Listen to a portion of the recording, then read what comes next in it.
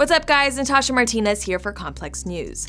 By now you're well aware that racist gasbag Donald Trump fired the heard around the world in a meeting on immigration on Thursday.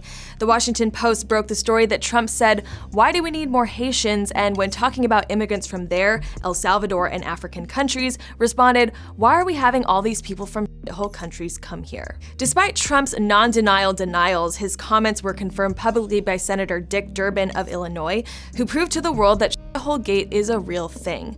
So we wanted to take a minute to highlight people born in these so-called hole countries who have contributed a hell of a lot more to the US and to the world than any mobbed-up, bankrupt, perpetually lying, women-abusing, Nazi-loving racist.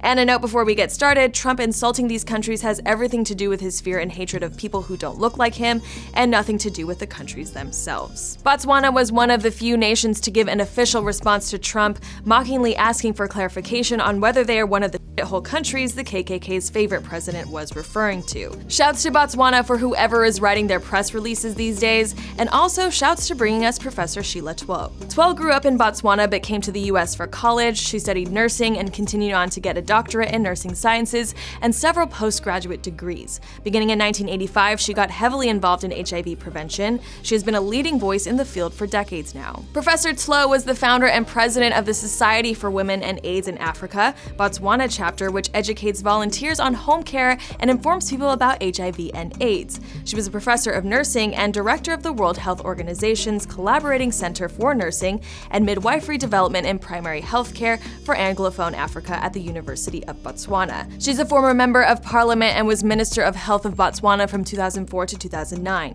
She's currently director of Regional Support Team for Eastern and Southern Africa for UNAIDS, and also, not to mention, she's one hell of an actress. She starred in BBC movie The #1 Ladies Detective Agency. Kenyan political cartoonist Victor Ndula drew a sad but on-point cartoon about Trump's remarks for his country's Star newspaper.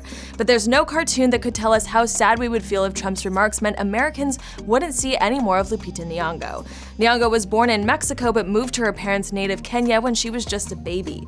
In addition to starring in movies, plays, and even fighting bad guys all across the galaxy, Nyong'o has promoted women's issues and the arts in Kenya, fought against poaching, and is even trying to save the elephants. Plus, she helped take down Harvey Weinstein. Jesse Duarte, the Deputy Secretary General of South Africa's African National Congress, clapped back at Trump by saying, "Ours is not a shithole country, neither is Haiti or any other country in distress." We're grateful for that statement, and we're grateful to the ANC's opposition, the Democratic Alliance, without whom we wouldn't have Lindiwe Mazibuko. Mazibuko, born in Swaziland but raised in South Africa, is only 37 but has already gathered a lifetime of experience in politics, a lot more than some people twice her age. After school, she began as a researcher for the DA. She quickly moved up to the National Media Liaison, then Member of Parliament, then the DA's national spokesperson and a key player in their shadow cabinet.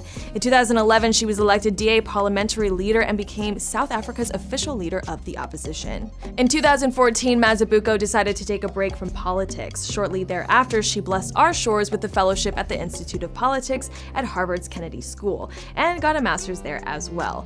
And even though she's not in electoral politics right now, she's still not afraid to speak out, even publicly accusing her old party of having a brain trust of almost all white men. If South Africa's game, we are more than willing to trade one of our politicians, or hell, most of them, for her.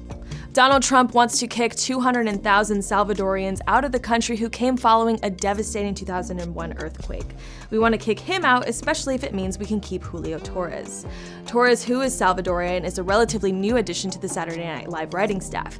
He's become a breakout star with his absurd sense of humor. You've probably seen his imagining of the life of Donald's wife or the Avatar spoofing Papyrus skit. It's safe to say that we'd much rather have another Wells for Boys than whatever the hell Trump has planned for the next 3 years. The comedian responded in his own inimitable way to Trump's comments via Twitter. "Sorry I snuck in here from a shithole country only to become part of the como se dice liberal media elite. Also, sorry to be like a Salvadorian criminal or whatever. My lawyer says I'm so cute it's actually a crime." There are no shortage of Haitian Americans who have made a huge impact on the rap game. From UTFO's Kangol Kid to DJ Woo Kid to Rich the Kid, every generation of hip-hop has had people of Haitian descent play a crucial role. but two people in particular, both born in Haiti, stand out.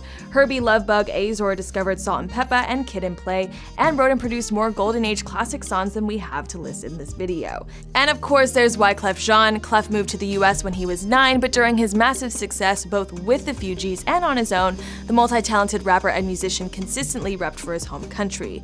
He even tried to run for the presidency, though that didn't quite work out. But what's brought more joy to people, Fu-Gee-La and Gone Till November, or Trump's greatest hits like They're Rapists and Grab 'Em by the No contest.